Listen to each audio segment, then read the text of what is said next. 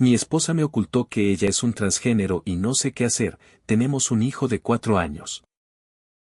No quiero oír tus mentiras, grité, con la rabia apoderándose de mí. Sé que eres un transgénero, sé que en realidad tu hermana te tuvo que donar sus óvulos para concebir a Lucas. Sé que toda mi vida ha sido una farsa. Ana se derrumbó, cayendo de rodillas a mis pies. Marcos, por favor, perdóname, sollozó. Tenía miedo de perderte. Tenía miedo de que no me aceptaras si sabías la verdad. Te amo, Marcos. Amo a Lucas. Estos 4 años han sido los más felices de mi vida. Por favor, no lo eches todo por la borda. Haré lo que sea para que me perdones. La miré, con el corazón destrozado. Vi el dolor en sus ojos, la desesperación en su rostro. Vi a la mujer que amaba, la madre de mi hijo, rogándome por una segunda oportunidad. Pero también vi la mentira, el engaño, la traición. Vi los años de secretos, las verdades ocultas, la manipulación. Vi que la base de mi matrimonio, la base de mi familia, era una gran farsa. ¿Cómo pudiste hacerme esto, Ana?, pregunté, con la voz rota por el llanto. ¿Cómo pudiste mentirme durante tanto tiempo? ¿Cómo pudiste hacerme creer que vivía una vida real, cuando todo era una simulación? Lo hice por amor, Marcos, respondió ella, con la voz ahogada por las lágrimas. Lo hice por ti, por nuestro hijo. Quería que fuéramos felices. Quería que tuviéramos la familia que siempre soñaste. Marcos, por favor, no me dejes, exclamó en su desesperación. ¿Y creíste que la felicidad se construye sobre mentiras?, pregunté, con amargura. Ana no respondió. Ella sabía que tenía razón.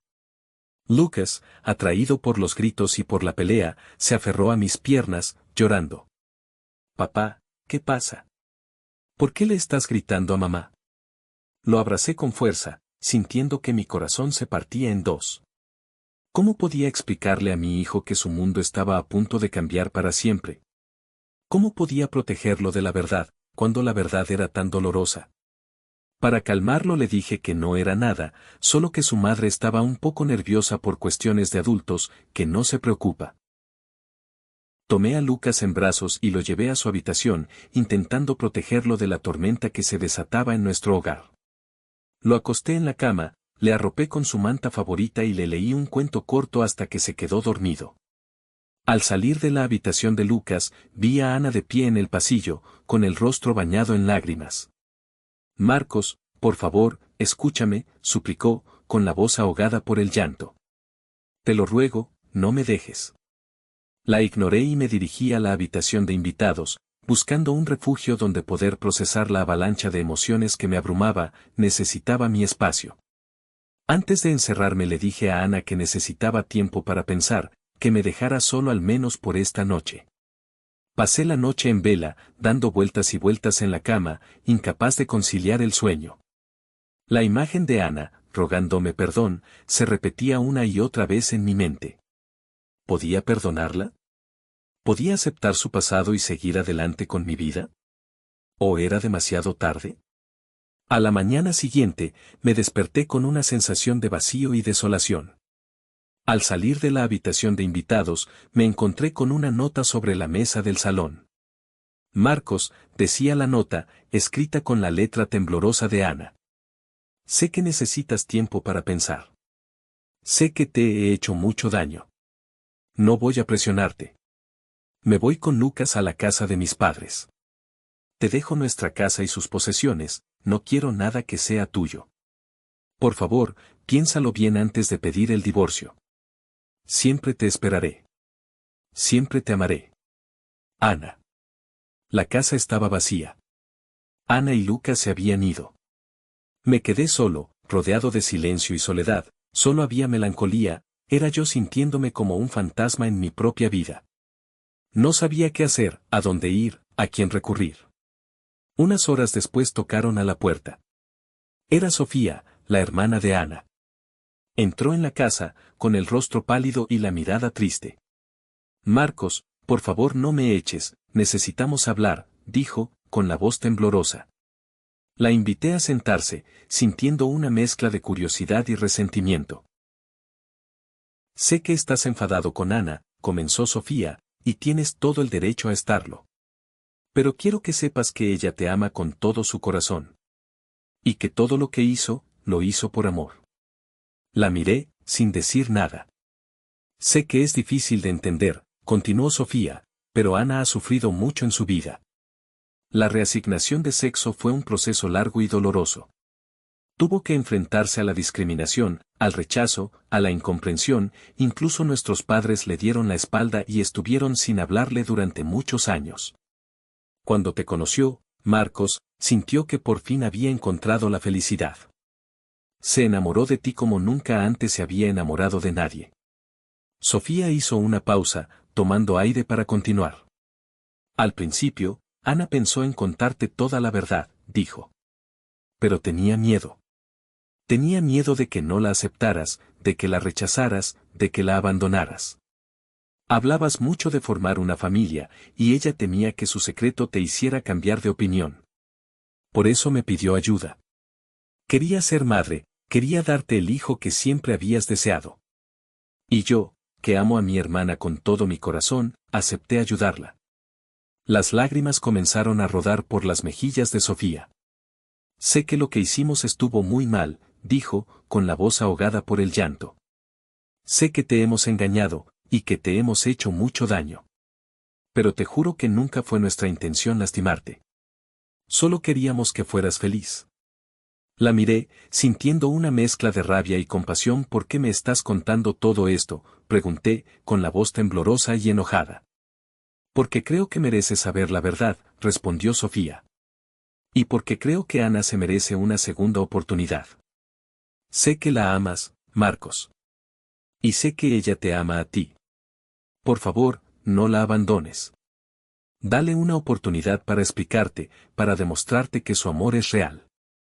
Sofía se levantó y se dirigió hacia la puerta. Piénsalo bien, Marcos, dijo, antes de salir. La felicidad no es fácil de encontrar. No la dejes escapar. Me quedé solo en la casa, sintiendo que mi cabeza daba vueltas. Había escuchado la versión de Sofía, pero ¿era suficiente para perdonar a Ana? ¿Podía superar la traición, el engaño, la mentira? ¿Podía seguir amando a una mujer que me había ocultado una parte tan importante de su vida? ¿Qué hago? ¿Escucho a mi corazón, que me dice que perdone a Ana y luche por mi familia? ¿O escucho a mi razón, que me dice que huya lo más lejos posible de esta pesadilla? Pasaron las semanas, y el silencio se hizo insoportable. Necesitaba ver a Lucas, necesitaba saber que estaba bien.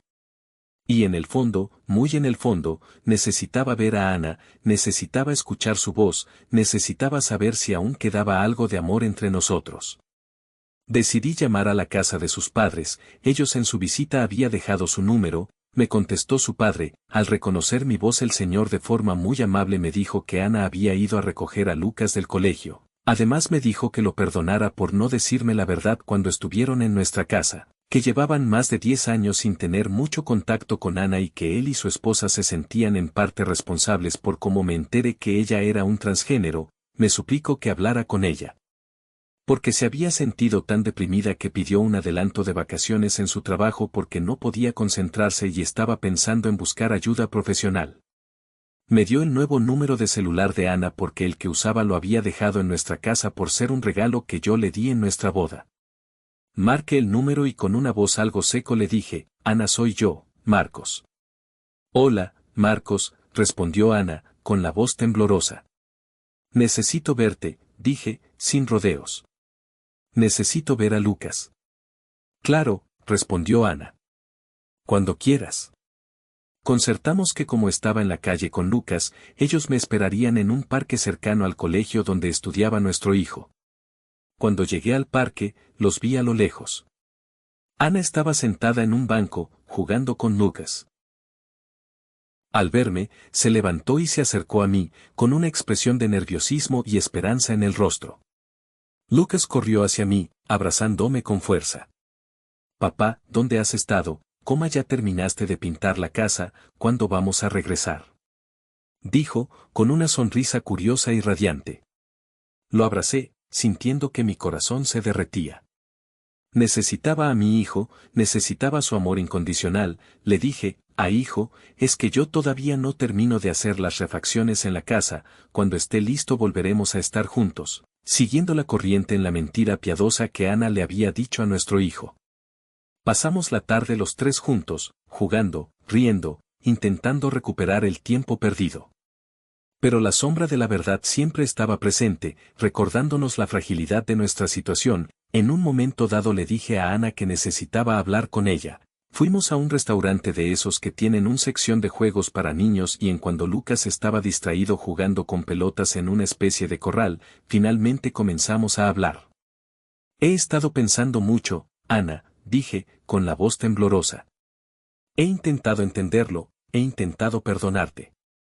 Pero no sé si puedo hacerlo. Ella para romper el hielo decidió contarme la historia de cómo se convirtió en mujer. Marcos, desde que era un niño pequeño, siempre me sentí diferente, comenzó Ana, con la mirada perdida en el vacío. Siempre supe que era una niña atrapada en el cuerpo de un niño. Odiaba mi cuerpo, odiaba mi nombre, odiaba todo lo que me recordaba que no era quien debía ser. Las lágrimas comenzaron a rodar por sus mejillas. Crecí en una familia tradicional, donde se esperaba que fuera un hombre, continuó.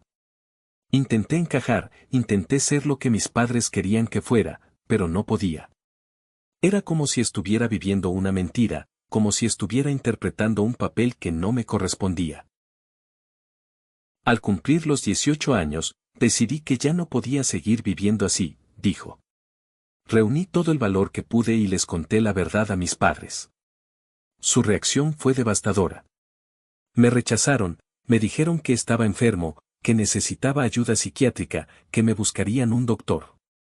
Yo no lo podía soportar y decidí salir de mi casa con lo poco que poseía. Me quedé sola, sin dinero, sin hogar, sin nadie a quien recurrir, continuó. Pero no me rendí. Sabía que tenía que ser fiel a mí misma, que tenía que luchar por mi felicidad. Comencé a trabajar en lo que pude para ahorrar dinero y poder comenzar con el tratamiento hormonal, continuó Ana.